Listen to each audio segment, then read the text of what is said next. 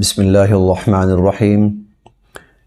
پارہ نمبر 20 کا خلاصہ پیش خدمت ہے۔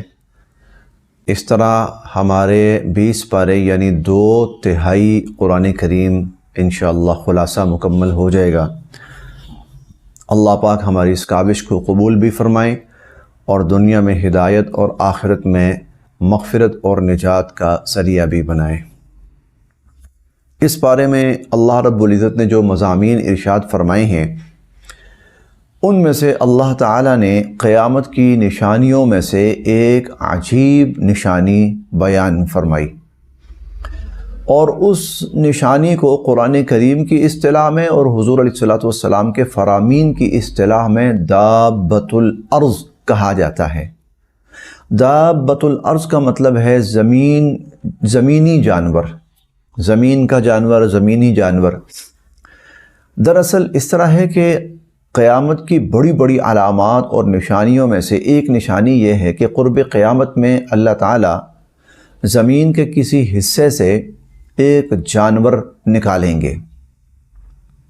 پہلی بات اس میں عجیب یہ ہوگی کہ وہ عام جانوروں کی طرح پیدا نہیں ہوگا، بلکہ جس طرح صالح علیہ السلام کی اونٹنی معجزانہ طور پر ٹیلے سے، ریت سے نکلی تھی، اسی طرح وہ جو جانور ہوگا وہ بھی زمین کے کسی ٹکڑے سے نکلے گا، نمودار ہوگا۔ اور زیادہ تر جو بعض روایات میں آتا ہے کہ وہ جو صفا مروہ پہاڑی ہے یا صفا پہاڑی ہے، یہاں سے وہ جانور نکلے گا اور نمودار ہوگا۔ دوسری بات یہ ہے کہ وہ فطرتاً عجیب الخلقت ہوگا۔ عجیب الخلقت کا مطلب یہ ہے کہ اس کا جو چہرہ ہے، سر وغیرہ ہے، وہ کسی اور جانور کی طرح ہوگا، اس کی جو ٹانگیں پاؤں ہیں کسی اور جانور کی طرح ہوں گی، اس کا جو دھڑ ہوگا وہ کسی اور جانور کی طرح ہوگا۔ اس طرح وہ جو جانور ہے وہ مختلف جانوروں کا مجموعہ سا ہوگا۔ اور تیسری بات پھر یہ ہے کہ وہ لوگوں سے باقاعدہ بات چیت کرے گا، لوگوں سے بات چیت کرے گا۔ دیکھیں اللہ تعالیٰ اس بارے میں کیا فرماتے ہیں، وَإِذَا وَقَعَ الْقَوْلُ عَلَيْهِمْ، جب اللہ کا فرمان ان پر واقع ہونے لگے گا، یعنی قیامت قائم ہونے لگے گی اور قیامت سے پہلے، سور پھونکنے سے پہلے کا وقت ہوگا، تو اخرجنا لہم دابۃ من الارض، ہم لوگوں کے لیے زمین سے ایک جانور نکالیں گے، تکلمہم، اور وہ جانور لوگوں سے بات چیت کرے گا، ان الناس کانوا بآیاتنا لا یوقنون، کیونکہ لوگ ہماری آیات پر یقین نہیں کرتے تھے۔ تو اللہ تعالیٰ نے اس نشانی کا ذکر کیا، قیامت کی نشانیوں میں سے، علامات قیامت میں سے ایک بڑی علامت حضور علیہ الصلوۃ والسلام نے اپنی بہت سی احادیث مبارکہ میں اس چیز کو بیان فرمایا۔ ہمیں لوگوں کو یہ بات اللہ تعالیٰ کیوں بتا رہے ہیں؟ دیکھیں اس لیے بتا رہے ہیں کہ لوگ اب بھی متوجہ ہو جائیں، قیامت بالکل قریب ہے۔ ارے ہو سکتا ہے کہ کوئی توبہ کر لے، ہو سکتا ہے کوئی ایمان قبول کر لے، ہو سکتا ہے کوئی اپنے اعمال کی طرف متوجہ ہو جائے، کیونکہ اب مہلت سمجھو کہ ختم ہے، بس تقریباً ختم ہے۔ تو بالکل آخری وقت ہے، اگر کوئی اللہ کو یاد کرنا چاہتا ہے، اگر کوئی اللہ کا ذکر کرنا چاہتا ہے، اگر کوئی توبہ کرنا چاہتا ہے، کر لے، اس کے بعد پھر کوئی موقع نہیں ہے۔ تو اللہ کی یہ بھی مہربانی ہے لوگوں کو متوجہ کرنے کے لیے، اور لوگوں کو اللہ پاک ایمان کی توفیق دینے کے لیے وقتاً فوقتاً ایسی نشانیاں ظاہر کرتے ہیں۔ اور جتنی نشانیاں ظاہر ہو رہی ہیں جو قرآن کریم میں بیان ہوئیں یا احادیث مبارکہ میں، ان کا مقصد ہی یہی ہے لوگ دیر نہ کریں، لوگ غفلت نہ برتیں۔ آخرت قریب ہے، حساب قریب ہے، اور اللہ کے حضور جانے کا وقت قریب ہے، اس کے لیے اپنے آپ کو جتنا ہو سکتا ہے تیار کریں۔ اس پارے کے مضامین میں سے سورت شروع ہو رہی ہے سورہ القصص، اور یہ جو سورہ القصص ہے یہ بڑی حد تک مشابہ ہے سورہ یوسف کے، اور وہ اس طرح کہ سورہ یوسف میں اللہ رب العزت نے حضرت یوسف علیہ السلام کا واقعہ بڑی ترتیب کے ساتھ بیان فرمایا، جب وہ بالکل چھوٹے سے ہوتے ہیں اور خواب دیکھتے ہیں، انی رأیت احد عشر کوکبا والشمس والقمر رأیتهم لی ساجدین، ابا جان میں نے خواب دیکھا ہے کہ 11 ستارے اور ایک سورج اور ایک چاند مجھے سجدہ کر رہے ہیں۔ اب یہ بہت چھوٹے سے ہیں، 9-10 سال کی عمر تقریباً۔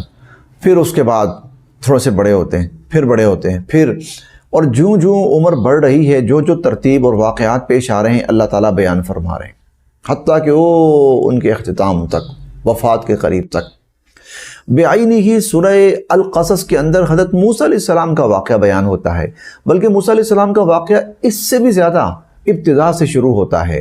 اللہ تعالیٰ فرماتے ہیں وَأَوْحَيْنَا إِلَىٰ أُمِّ مُوسَىٰ أَنْ أَرْضِعِيهِ، موسیٰ علیہ السلام کی ولادت ہوئی تو ہم نے ان کی والدہ کو اس بات کی تلقین کی کہ وہ موسیٰ علیہ السلام کو دودھ پلاتی رہیں۔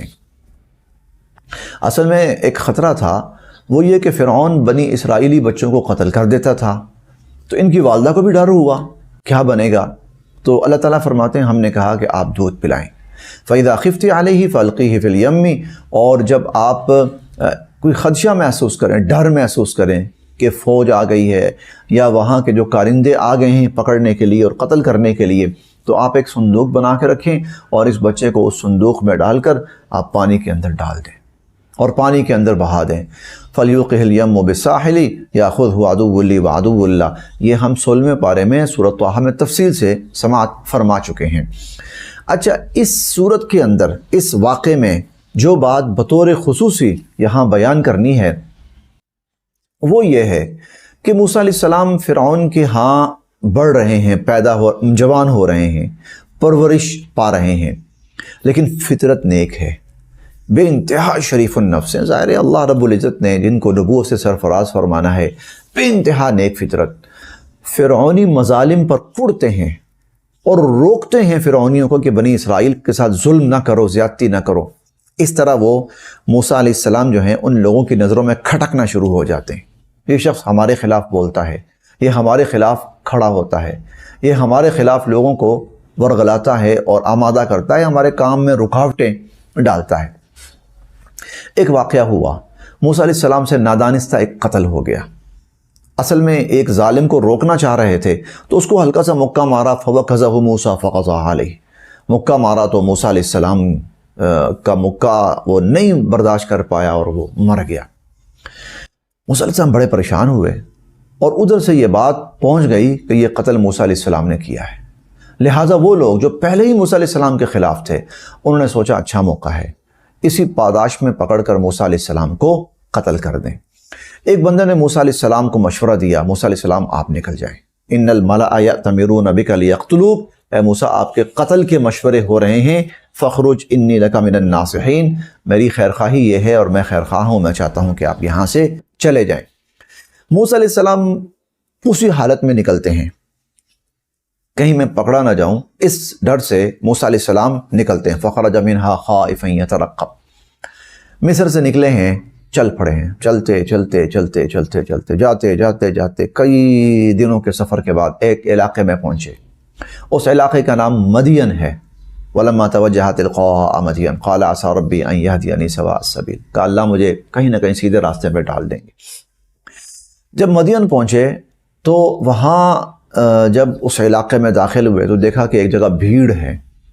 اب بھیڑ کیوں ہے؟ بھیڑ اس لیے ہے کہ کنواں ہے، پانی کا چشم کنواں ہے اور لوگ وہاں پر اپنے جانوروں کو پانی پلا رہے ہیں۔ موسیٰ علیہ السلام جب وہاں پہنچے تو وَوَجَدَ مِن دُونِهِ امْرَأَتَيْنِ تَذُودَانِ، دیکھا کہ وہاں مرد تو جانوروں کو پانی پلا رہے ہیں، نکال نکال کے بھر رہے ہیں، البتہ دو عورتیں بھی ہیں، ان کے پاس بھی جانور ہیں اور ان کے پاس بھی برتن ہیں پانی بھرنے کے لیے، لیکن وہ سائڈ پر کنارے پہ کھڑی ہوئی ہیں۔ موسیٰ علیہ السلام ان کے پاس گئے، ما خطبکما، خیریت آپ یہاں پیچھے کیوں کھڑی ہیں، پانی لیں اور جائیں۔ تو وہ کہنے لگیں کہ لا نسقی حتی یصدر الرعاء، اب ظاہر مرد ہیں، جب تک یہ مرد اپنے جانوروں کو پانی نہیں پلا لیں گے ہم نہیں پلا سکتے، عورتیں ہیں۔ وہ ابونا شیخ کبیر، مرد ہمارے ساتھ ہے کوئی نہیں، والد صاحب ہیں وہ بزرگ ہیں بہت، وہ آ نہیں سکتے، مجبوراً ہمیں آنا پڑتا ہے، اور چونکہ یہ مرد ہیں لہذا جب تک یہ نہیں بھر لیں گے ہم نہیں بھر سکتے۔ فسقا لہما، موسیٰ علیہ السلام نے مردوں کو ہٹایا، بھائی عورت ذات ہیں ان کا خیال کرو، پہلے ان کا احساس کرو، ان کو دلاؤ وہ گھر جائیں، تم بعد میں بھرتے رہنا۔ موسیٰ علیہ السلام نے ان کو پانی بھر کے دیا، ان کے جانوروں کو بھی پلایا اور ان کے برتن بھی بھرے۔ یہ خواتین چلی گئیں، گھر پہنچی اور والد صاحب نے ان سے پوچھا کہ آپ بڑی جلدی آ گئی ہو آج، خیریت ہے؟ انہوں نے سارا واقعہ بیان کیا کہ اس طرح ایک صاحب آئے، بڑے عقل مند بھی تھے، سمجھدار بھی تھے، شریف بھی تھے، دیانتدار بھی تھے، طاقتور بھی تھے، انہوں نے ہماری بڑی مدد کی اور ہم اس طرح واپس آ گئی۔ میں اس واقعے کو لے کے چلتا ہوں، اس سے پہلے ایک بات ساتھ اور بھی وہ ساتھ جڑی ہوئی بات ہے۔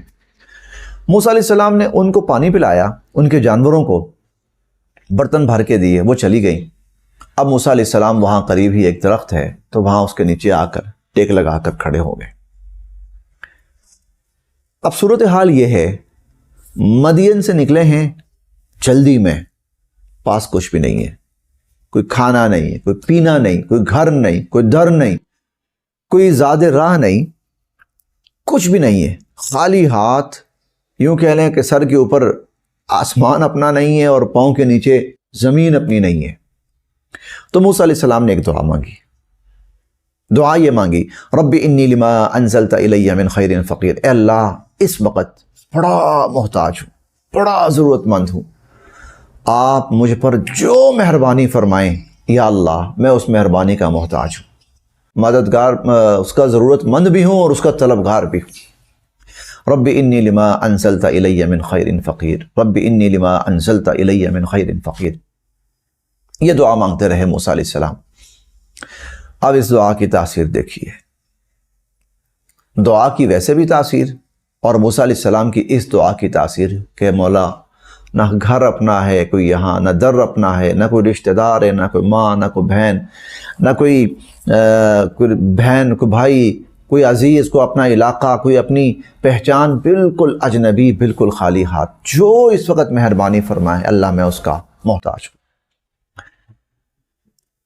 وہ خواتین گھر میں پہنچی، والد صاحب کو بتایا، والد صاحب نے کہا کہ آپ ایسا کرو، جاؤ اور اس کو اجنبی کو لے کے آؤ۔ یہ جو والد صاحب تھے ان کے بارے میں ایک رائے یہ ہے، اور بڑی مضبوط رائے یہ ہے کہ وہ اللہ کے نبی تھے حضرت شعیب علیہ السلام، چونکہ یہ مدین کا علاقہ ہے اور شعیب علیہ السلام مدین ہی کے اندر نبی بنا کر مبعوث فرمائے گئے تھے، اس لیے یہ حضرت شعیب علیہ السلام ہیں، قوم مدین کے نبی۔ وہ پہچان گئے کہ کوئی اللہ کا نیک بندہ آیا ہے اس علاقے کے اندر، اور آیا بھی ہے اور ہے بھی کوئی پریشان حال ہے۔ بیٹی کو بھیجا، جاؤ بیٹا جاؤ اور جا کر اس کو لے کر آؤ۔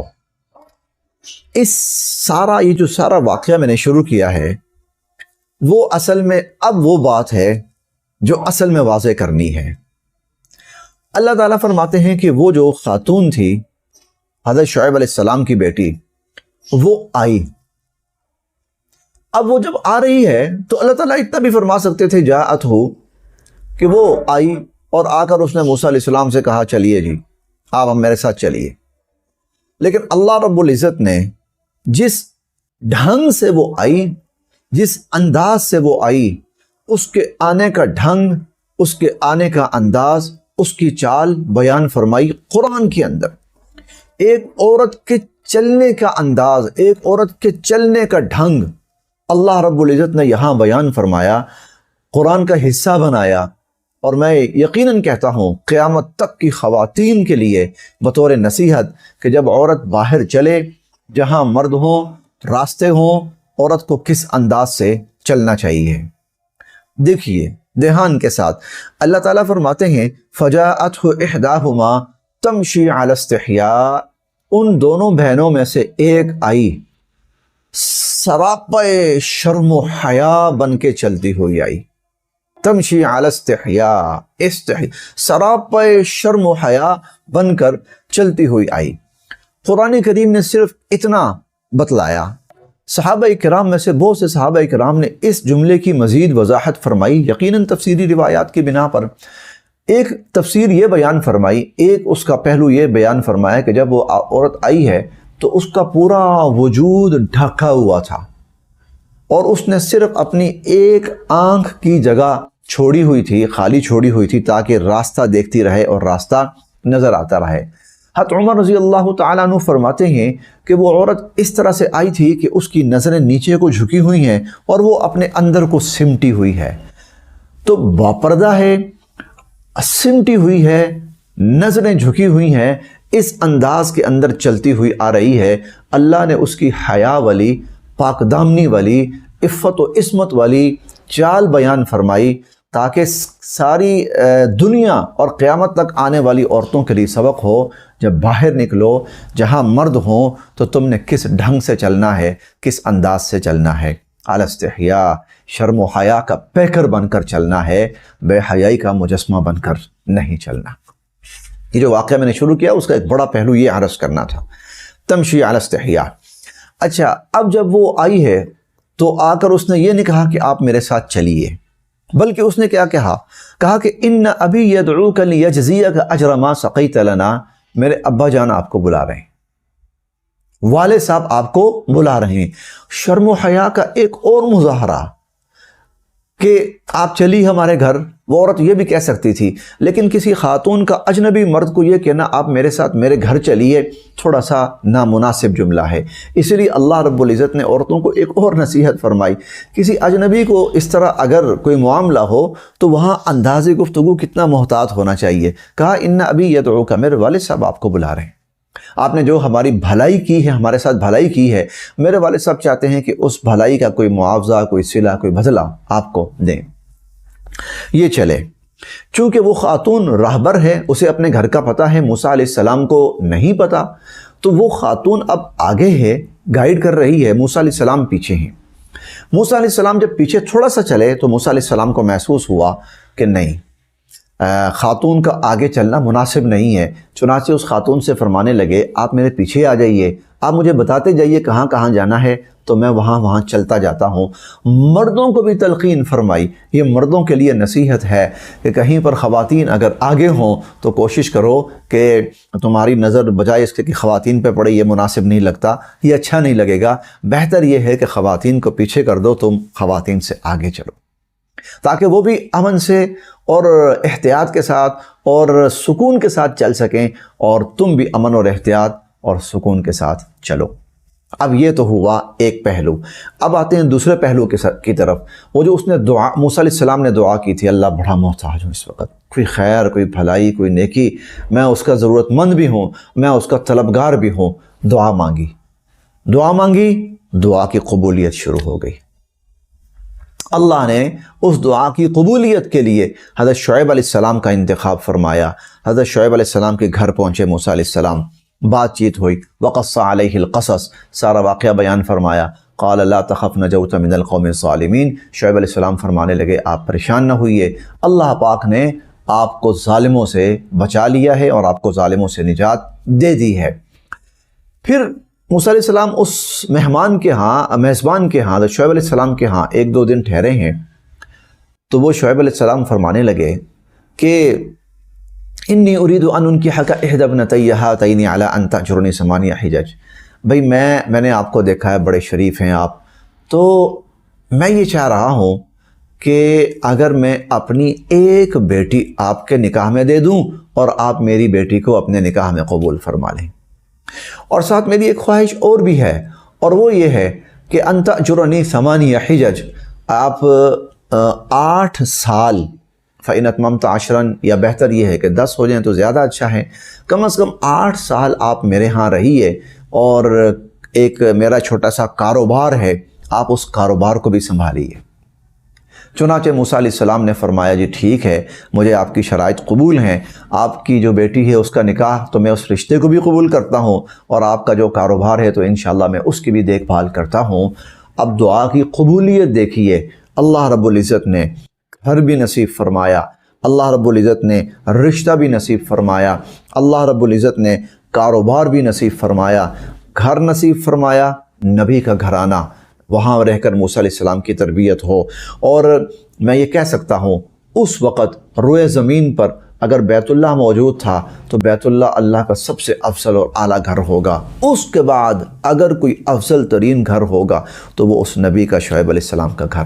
اللہ نے اس افضل ترین گھر کے اندر حضرت موسیٰ علیہ السلام کو رہائش نصیب فرمائی اور کاروبار بھی نصیب فرمایا۔ یہ دعا کی قبولیت ہے۔ اللہ رب العزت سے جب خلوص سے مانگا جائے، دل کی گہرائیوں سے مانگا جائے، اللہ کیسے راستے بناتے ہیں۔ اس بارے کے مضامین میں سے اللہ رب العزت نے اپنی قدرت کا ایک مظاہرہ فرمایا، اور وہ قدرت کا مظاہرہ یہ ہے کہ دن اور رات، یہ دن شروع ہوتا ہے اور پھر شام کو دن ختم ہوتا ہے اور رات شروع ہوتی ہے۔ اللہ تعالیٰ فرماتے ہیں ان جعل اللہ علیکم اللیل سرمدا، اگر اللہ ہمیشہ رات ہی رات کر دیں، من الہ غیر اللہ یأتیکم بضیاء، کوئی ہے دن لا سکے؟ کوئی ہے؟ لوگوں نے بڑے معبود بنائے ہوئے ہیں، اور جن کو معبود بنایا ہے کوئی ہے معبود دن لا سکے؟ پھر آگے فرماتے ہیں ان جعل اللہ علیکم النہار سرمدا، اگر اللہ دن ہی دن کر دیں، ہمیشہ دن ہی دن رہے، تو کوئی ہے من الہ غیر اللہ یأتیکم بلیل، کوئی ہے جو رات لا سکے؟ تسکنون فی، جس میں تم بڑے آرام سے سکون کے ساتھ سوتے ہو، آرام کرتے ہو، سکون حاصل کرتے ہو، کوئی ہے؟ بڑے لوگوں نے معبود بنائے ہوئے ہیں، یہ خدا یہ خدا، یہ معبود یہ معبود، کوئی ہے؟ یا دنیا میں لوگ بڑی طاقتوں کا اپنی طاقتوں کا پر فخر کرتے ہیں، مظاہرہ کرتے ہیں، جی ہم اتنی پاورفل ہیں، ہم یہ ہیں، کوئی ہے کہ اگر اللہ دن ہی دن کر دے تو رات لا سکے، اور اللہ رات ہی رات کر دے تو دن لا سکے؟ کوئی ہے؟ افلا تعقلون، اللہ فرماتے ہیں افلا تسمعون اور افلا تبصرون، تم دیکھتے کیوں نہیں ہو اور تم سنتے کیوں نہیں؟ تو یہ اللہ ہی کی قدرت ہے، دن بھی اللہ نے بنایا ہے، رات بھی اللہ نے بنائی ہے۔ اللہ اگر دن ہی دن کر دے کوئی رات نہ لا سکے، اللہ رات ہی رات کر دے کوئی دن نہ لا سکے۔ اس پارے کے مضامین میں سے ایک مضمون بڑا عبرتناک بھی ہے اور ہمارے لیے بڑا نصیحت آموز بھی ہے۔ بنی اسرائیل میں سے ایک شخص تھا، اس کا نام تھا قارون، اور قارون تاریخ انسانی کے امیر ترین افراد میں سے تھا۔ قارون جو تھا وہ تاریخ انسانیت کے امیر ترین انسانوں میں سے تھا۔ اللہ تعالیٰ فرماتے ہیں وَآتَيْنَاهُ مِنَ الْكُنُوزِ مَا إِنَّ مَفَاتِحَهُ لَتَنُوءُ بِالْعُصْبَةِ أُولِي الْقُوَّةِ، اس کو جو ہم نے خزانے عطا فرمائے تھے، اس کو جو خزانے عطا فرمائے تھے، اس زمانے کے اندر مال و دولت وہ گھروں کے اندر رکھا جاتا تھا، تہ خانے بنا کر ان کے اندر رکھا جاتا تھا، تجوریاں بنا کر ان کے اندر رکھا جاتا تھا۔ اللہ فرماتے ہیں اس کے جو خزانے تھے، ان کی چابیاں، خزانے نہیں، خزانوں کی چابیاں اتنی تھیں اور اتنی تھیں کہ اتنی تھیں لَتَنُوءُ بِالْعُصْبَةِ أُولِي الْقُوَّةِ، کہ اچھے بھلے مردوں کی ایک بڑی جماعت مردوں کی 10 12 15 20 مرد مل کر چابیاں نہ اٹھا سکیں، اتنا ہم نے اس کو نواز رکھا تھا اس قارون کو۔ لیکن یہ بدبخت ظالم بن گیا تھا اور متکبر بن گیا تھا، یہ فرعون کی کابینہ کا ایک وزیر بن گیا تھا، کیونکہ اس کے پاس مال و دولت تھا، فرعون کے پاس اقتدار تھا، یہ مال و دولت اور اقتدار کی تکون بن گئی تھی۔ فرعونی جو سلطنت تھی وہ 3 بڑے افراد پر مشتمل تھی، ایک فرعون، ایک قارون، ایک حامان۔ حامان مشیر تھا، حامان مشیر تھا، اور قارون وزیر تھا، اور فرعون جو تھا وہ حکمران تھا، یہ تکون تھی۔ قرآن کریم میں کئی جگہ ان کا ذکر آتا ہے۔ یہ طاقت پا کر، کیونکہ اس کے پاس مال تو ہے، ساتھ طاقت بھی مل گئی، طاقت اور مال مل کر یہ ظالم بن گیا۔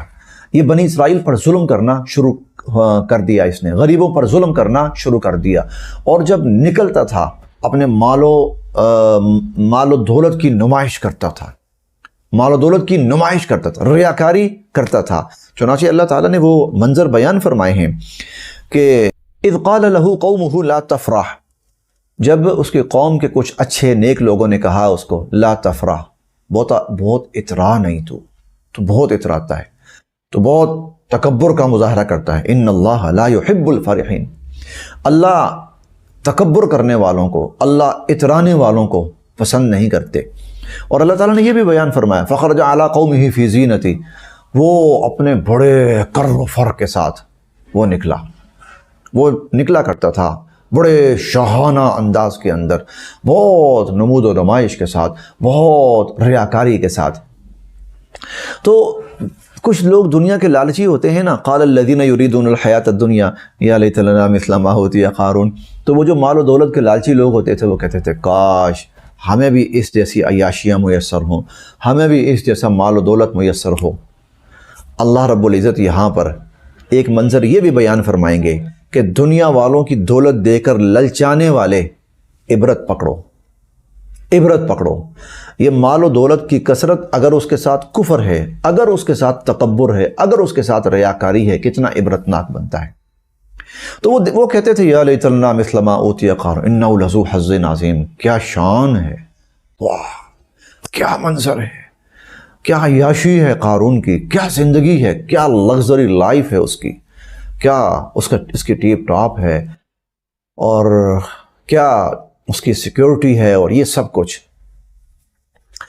تو اللہ کے بندوں نے اسے کہا احسن کما احسن اللہ الیک، دیکھو اللہ نے تجھ پر بڑی مہربانی فرمائی ہے، تو اللہ کی مہربانی کا شکر ادا کر، اور جس طرح اللہ نے تجھ پر مہربانی کی ہے تو اللہ کے بندوں پر مہربانی کر۔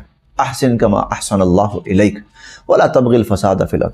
کہتا ہے اللہ نے کون سی مہربانی کی ہے، انما اوتیتہ علی علم عندی، مجھے تو یہ سب کچھ میرے علم، میرے ہنر، میری محنت کے بل بوتے پر ملا ہے۔ میں نے تو اپنی طاقت، علم کے بل بوتے پر، ہنر کی سمجھ بوجھ کے بل بوتے پر میں نے یہ سب حاصل کیا ہے۔ تم کہتے ہو اللہ رب العزت نے مجھے دیا ہے، میرا خود اپنا کمال ہے۔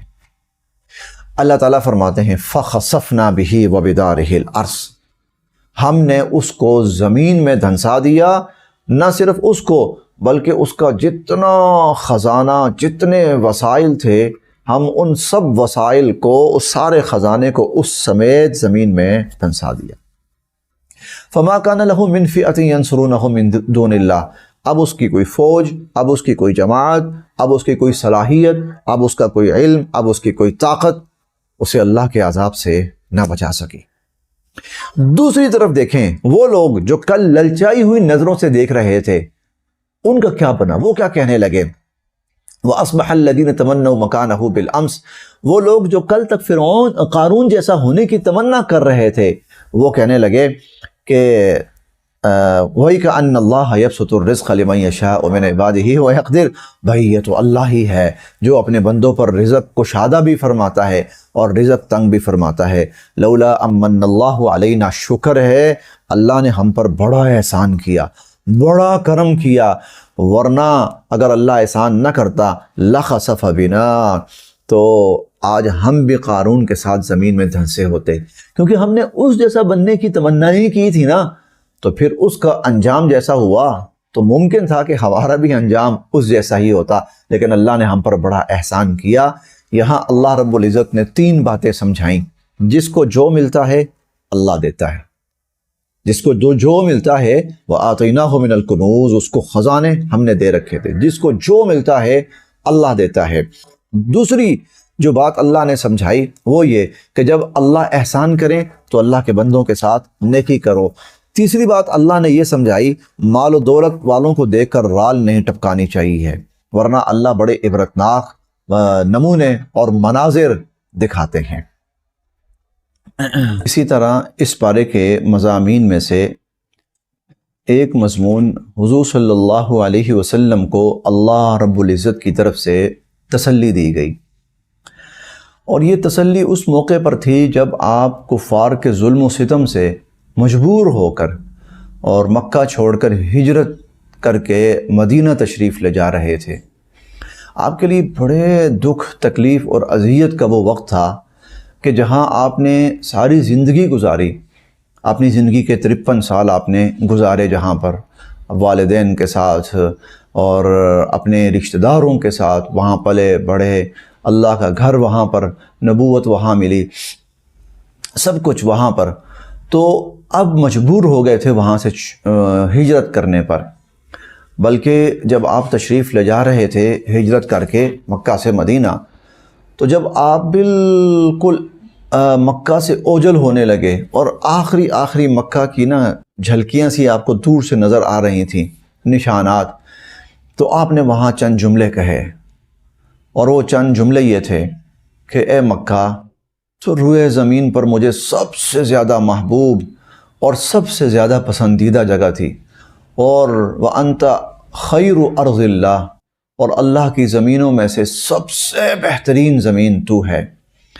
اے مکہ، اگر تیرے رہنے والے مجھے یہاں سے نکلنے پہ مجبور نہ کرتے تو میں کبھی تجھے چھوڑ کے نہ جاتا، اور میں اس سرزمین کو، بیت اللہ کو، صفا مروہ کو، ان جگہوں کو میں کبھی بھی چھوڑ کر نہ جاتا۔ تب اللہ رب العزت نے حضور صلی اللہ علیہ وسلم کو تسلی دی اور آپ کی تسلی کے لیے یہ آیت نازل فرمائی، یہ وحی نازل ہوئی، ان الذی فرض علیک القرآن لرادک الی معاد، کہ جس اللہ نے آپ پر یہ قرآن اتارا ہے وہ آپ کو آپ کے اس مرکز کی طرف دوبارہ ضرور لائے گا، ضرور بالضرور آپ کو لائے گا۔ یعنی آپ زیادہ پریشان نہ ہوئیے، آپ کا جو جانا ہے یہ وقتی ہے، کچھ وقت کے لیے آپ کو جانا پڑ رہا ہے، اللہ آپ کو دوبارہ یہاں لائے گا، اور آپ جب دوبارہ آئیں گے تو بڑی شان کے ساتھ آئیں گے۔ اور ساتھ یہ بھی فرمایا وَمَا كُنْتَ تَرْجُو أَن يُلْقَى إِلَيْكَ الْكِتَابُ إِلَّا رَحْمَةً مِّن رَبِّكَ، دیکھیں اللہ کی طرف سے آپ پر قرآن جیسی کتاب کا نزول ہو رہا ہے، آپ تو شاید سوچ بھی نہ سکتے ہوں کہ آپ پر اللہ کی اتنی بڑی رحمت نازل ہوگی۔ جب اللہ نے یہ رحمت نازل کی ہے، اسی طرح اللہ پاک آپ کو یہاں پر لائیں گے اور اس مقام کی زیارت اور اس مقام کی رہائش سے دوبارہ سرفراز فرمائیں گے۔ اسی طرح آگے سورت شروع ہو رہی ہے، سورہ العنکبوت، سورہ العنکبوت شروع ہو رہی ہے۔ یہ جو سورہ العنکبوت ہے، اس کا جو مرکزی مضمون ہے وہ ہیں آزمائشیں، امتحانات۔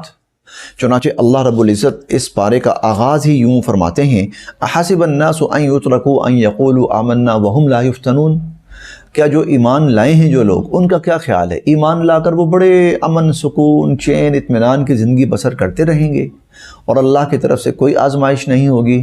وَلَقَدْ فَتَنَّ الَّذِينَ مِنْ قَبْلِهِمْ، نہیں ہم نے پہلوں کو بھی آزمایا، آزمائشوں میں مبتلا کیا۔ فَلَيَعْلَمَنَّ اللَّهُ الَّذِينَ صَدَقُوا وَلَيَعْلَمَنَّ الْكَاذِبِينَ، پھر آزمائش کے نتیجے میں کیا ہوتا ہے، سچا اور جھوٹا وہ سامنے آ جاتا ہے، وہ نمایاں ہو جاتا ہے۔ اور اللہ کی یہ سنت ہے اور اللہ کا یہ طریقہ ہے کہ وہ آزمائش کے ذریعے مومنوں اور منافقوں کو الگ الگ ضرور فرماتے ہیں، ان کو نمایاں ضرور فرماتے ہیں۔ چنانچہ پھر اس ضمن میں حضرت نوح علیہ السلام کا واقعہ بیان فرمایا، کتنی بڑی آزمائش اور امتحان سے گزرے۔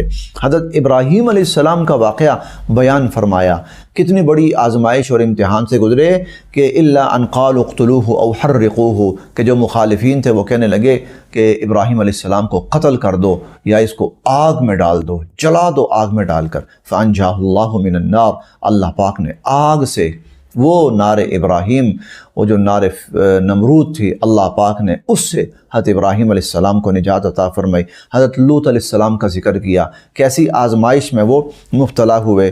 حضرت شعیب علیہ السلام کا ذکر کیا، اور ان ساری آزمائشوں میں دو باتیں بیان فرمائیں کہ ایمان والوں پر آزمائش آتی ہے تاکہ ان کا ایمان مضبوط ہو، تاکہ ان کا ایمان پختہ ہو، اور دوسری بات یہ ارشاد فرمائی کہ بالآخر ایمان والے ہی کامیاب ہوتے ہیں، اللہ پاک انہی کو عزت سے سرفراز فرماتے ہیں۔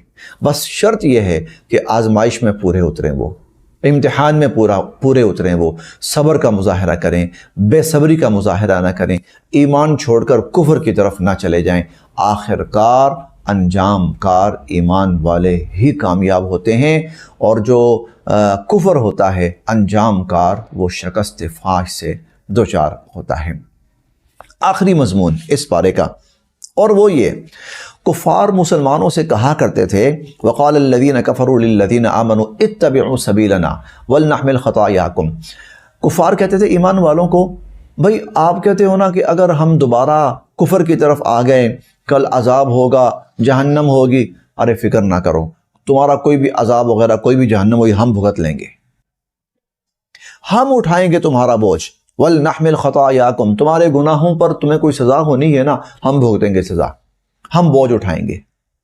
کفار کہتے تھے، اللہ رب العزت نے فرمایا وَمَا هُمْ بِحَامِلِينَ مِنْ خَطَايَاهُمْ مِنْ شَيْءٍ إِنَّهُمْ لَكَاذِبُونَ، جھوٹ بول رہے ہیں کہ ہم تمہارا بوجھ اٹھائیں گے، کوئی کسی دوسرے کا بوجھ اٹھانے کو تیار نہیں ہوگا۔ وَلَا تَزِرُ وَازِرَةٌ وِزْرَ أُخْرَىٰ، کوئی کسی دوسرے کا بوجھ اٹھانے کو تیار نہیں ہوگا، قطعاً نہیں، دنیا میں کوئی جو مرضی کہے، لہذا کسی کے کہنے پر کوئی غلط کام نہیں کرنا چاہیے، خود بھگتنا پڑے گا، کوئی دوسرا نہیں اس کا اٹھائے گا بوجھ۔ ایک بات یہ ارشاد فرمائی۔ دوسری بات جو اس سے بھی زیادہ توجہ طلب ہے وہ یہ ہے کہ وَلَيَحْمِلُنَّ أَثْقَالَهُمْ وَأَثْقَالًا مَعَ أَثْقَالِهِمْ وَلَيُسْأَلُنَّ يَوْمَ الْقِيَامَةِ عَمَّا كَانُوا يَفْتَرُونَ، یہ جو کفار ہیں اپنے کفر کا بوجھ اٹھائیں گے، انہوں نے اللہ کی نافرمانی کی، انہوں نے اللہ کے ساتھ کفر کیا، اللہ کے رسول کا انکار کیا، اللہ کے دین، آیات، معجزات، ہر چیز کا انکار کیا، قیامت والے دن ان کو اپنے اس کفر اور اس انکار کا وبال بھگتنا پڑے گا اور اس کی سزا اور عذاب بھگتنا پڑے گا۔ اور اس کے ساتھ ساتھ جن جن لوگوں کو انہوں نے گمراہ کیا ان کو گمراہ کرنے کا عذاب اور وبال اور سزا بھی بھگتنی پڑے گی۔ اپنا بوجھ بھی اٹھائیں گے، ان کا بوجھ بھی اٹھائیں گے جن کو انہوں نے گمراہ کیا۔ تو خدا را کوئی ایسا گناہ دنیا میں چھوڑ کے نہ جائیں جس پر دنیا چلے، کوئی ایسی برائی دنیا میں چھوڑ کے نہ جائیں کہ جس پر دنیا چلے۔ کیوں؟ قیامت والے دن اس گناہ کے کرنے کا وبال تو ہوگا ہی ہوگا۔ قیامت تک جتنے لوگ اس گناہ میں مبتلا ہوں گے ان مبتلا ہونے والوں کو تو مبتلا ہونے کی سزا ملے گی، اس کو وہ گناہ چھوڑ کے جانے کی وجہ سے سارے لوگوں کا عذاب بھگتنا پڑے گا اور انہیں اس کو سب کا بوجھ اٹھانا پڑے گا۔ وَلَيَحْمِلُنَّ أَثْقَالَهُمْ وَأَثْقَالًا مَعَ أَثْقَالِهِمْ۔ یاد رکھیے گا، اس لیے حدیث مبارکہ میں آتا ہے کہ سب سے پہلے دنیا میں قتل کا جو آغاز ہے، ابتدا جو ہوئی ہے، وہ آدم علیہ السلام کا ایک بیٹا تھا، اس نے کی تھی۔ آدم علیہ السلام کے بیٹے نے، قابیل اس کا نام تھا، اس نے پہلا قتل کیا۔ قیامت تک جتنے قتل ہوں گے ہر قاتل کو اپنے قتل کی سزا ملے گی۔ جس نے پہل کی، جس نے آغاز کیا قتل کا، قیامت تک جتنے قتل ہوں گے ان سب کا وبال اس کے سر پہ ہوتا رہے گا۔ دنیا میں اس برائی کو شروع کر کے جانے والا وہ ہے۔ اسی پر اکتفا کیا جاتا ہے۔ اللہ پاک ہم سب کے لیے عمل کی راہیں آسان فرمائے۔